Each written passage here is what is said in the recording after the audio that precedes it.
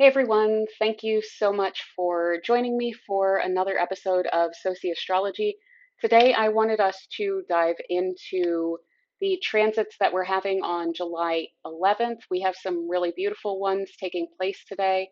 I kind of wanted to recap and remind you guys about them. We talked about them on the monthly forecast, but I wanted to make sure to bring this up again so that you can definitely take advantage of the energy available during that day. So, yeah, if you appreciate this content, then please do give it a thumbs up. If you want to share your experiences with these transits, I would love to talk to you about that in the comment section. And do subscribe for future videos and to join our little new community here. I would love to see you for future episodes. So, without much further ado, let us dive in. Okay, so as you can see, we have July 11th here. For some reason, I actually have this for 10, so let's scoot that a little bit. And I have this set for Tulsa, Oklahoma, whole signs. I don't have the ascendant or midheaven in here. We're not going to focus on that much because that will change throughout the day and based on location. Um, so let's dive into this. It should be quite pleasant. It'll be quite fascinating. I think that one thing that will be a little bit difficult to avoid for today is there's a lot of depth and meaning that is playing out throughout this day. So let's dive into it. We have the Sun in Cancer is going to form an exact trine to Saturn in Pisces.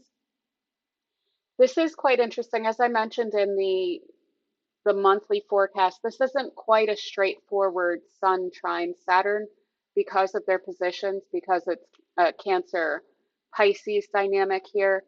Um, there is a practical dynamic here. You should be able to get done what you need to get done, especially because we have both of these in aspect also to Mars up here. So physical assertion, energetic assertion in general should be quite productive if you are wanting for it to be. But it's hard to get away from the fact that the motivation here isn't just going to be straightforwardly ambitious. There's going to be some sort of meaning behind it because of these water signs involved, especially whether it's for the sake of making money in order to provide for your family or in order to save up to accomplish something else, to, for instance, go see family. Family could definitely play into this. Friends, anything you really care about, any sort of project that you're wanting to really nurture, that is really going to be where the motivation is today. But there's plenty of it to take advantage of for anything that really actually speaks to you. We also have some, well, let me point out this. We have Venus will be forming an exact trine also to Neptune, also from Cancer here to Pisces. This is a really dreamy aspect. Any sort of creative work that you would like to do, even just relaxing and enjoying music during this morning in the US, afternoon in Europe, and later elsewhere. Um, this is a very sentimental and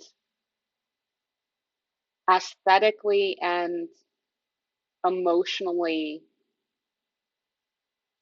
excitable aspect here. It's really beautiful. This will move into Leo right around midday my time, but even then, it will still be playing out throughout the day, and it should avail itself to a lot of a depth of enjoyment. through this aspect here. There's a few patterns that I want to point out here that are really cool that we have.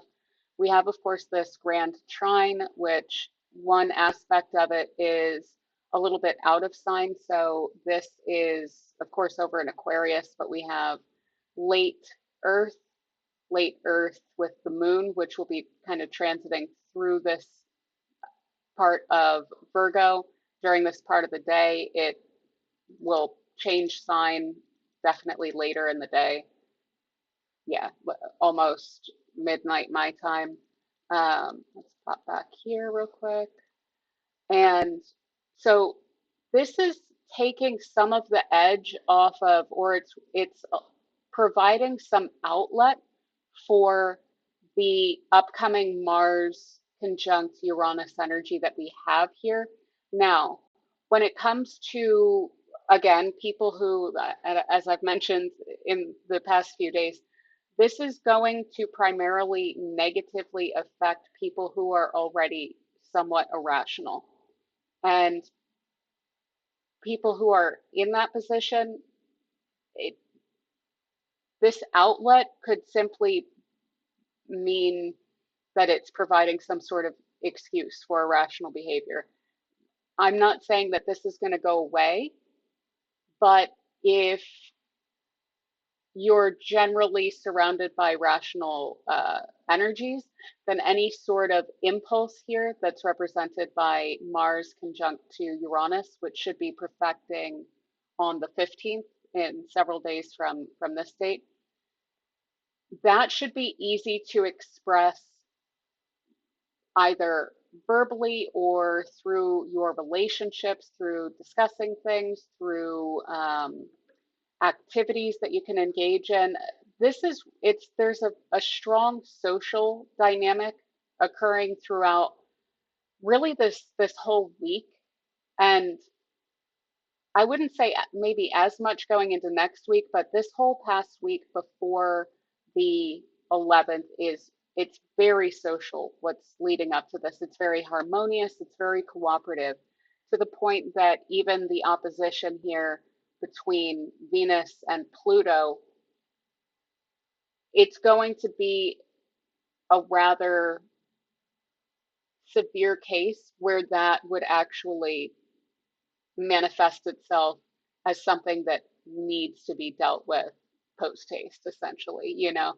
It should be an energy that's available. Again, this is the kind of thing that would lend itself as a whole to enjoyment of art, enjoyment of music, theater, any sort of creative efforts of others that you can kind of vicariously enjoy, or that you are wanting to work on yourself. All of that energy is very much available here, and this would lend itself to that. But this is part of a broader mystic rectangle that kind of inherently has other outlets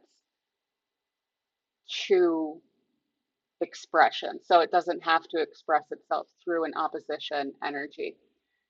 We have, with this mystic rectangle, the moon, Venus, Neptune, and Pluto.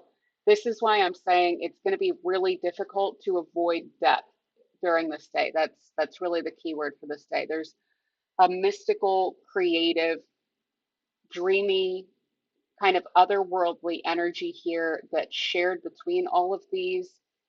There's kind of a surprising depth implied here that's being catalyzed and brought to light by this Mars Uranus conjunction, which is at the apex of all of this energy.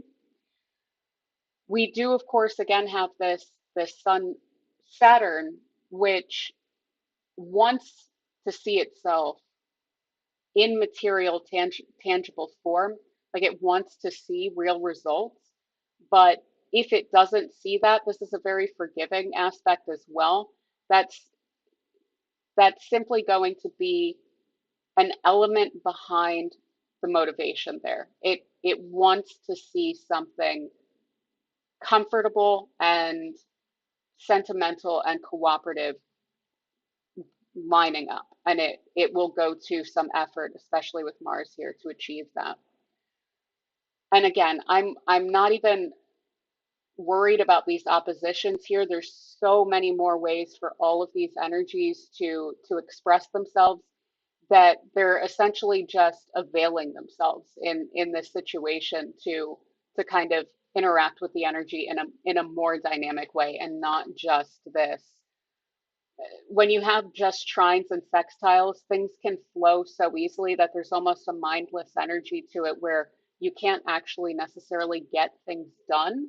There's not that kind of drive and impetus to actually complete something. So that is how I'm seeing these oppositions here. Is it's like there is a really interesting, I kind of want to say sobering aspect between the moon and its aspect to Saturn and Neptune today.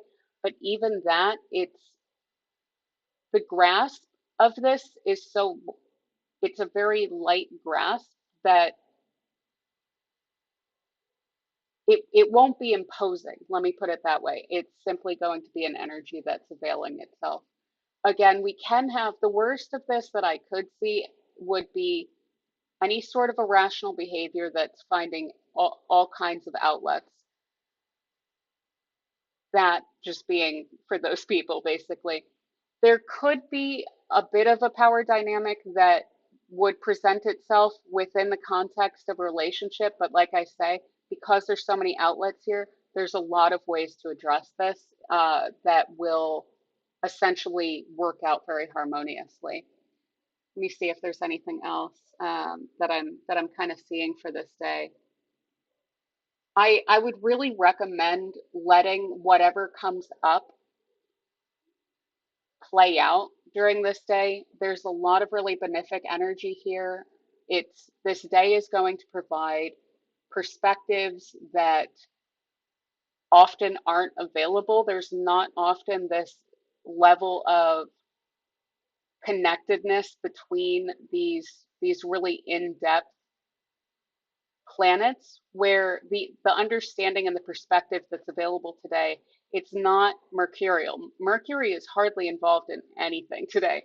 It's got just this separating sextile, which is nice, but it's full on separating at this point with Jupiter. These two are barely involved at this point. They played out very nicely on the 8th, and they're separating at this point, and they're not really interacting with anything else. This isn't a mercurial or even a Jupiterian philosophical kind of understanding. This is an instinctual, kind of intuitive, sentimental feeling understanding.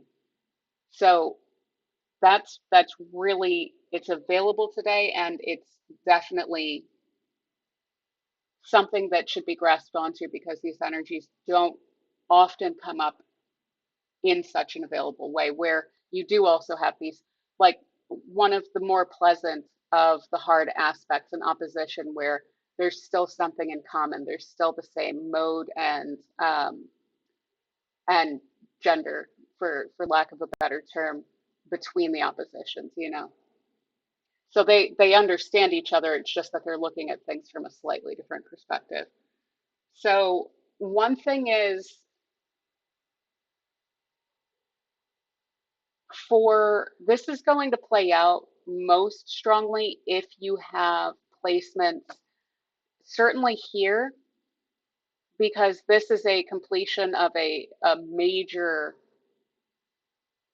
pattern that is unfolding here, where we have this trine and we have a kite here between these two, running from Neptune to the moon, running from Venus to Pluto, all on these kind of corners of this grand trine.